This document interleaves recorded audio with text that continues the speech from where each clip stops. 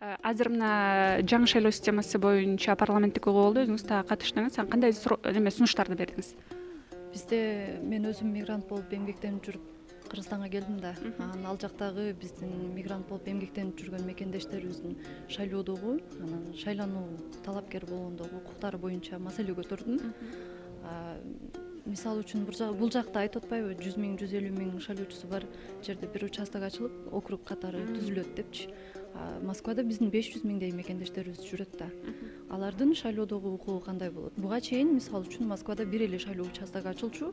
2020-жылы биз кайдыгер эмес жарандар элчиликтин эшигин каккылап жүрүп 5 шайлоо участогун ачтырганбыз да. Мына ушул боюнча маселе көтөрсөм, колдон келишинче биз ачып беребиз деген сөзүн айтышты.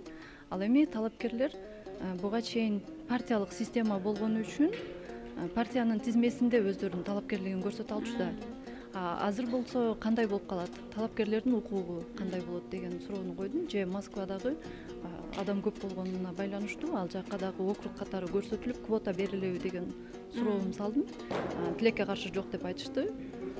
Андан мындан бүтүнгө келдим. Биздин сыртта эмгектенип жүргөн мекендештерибиздин укуктары тебеленип атат депчи.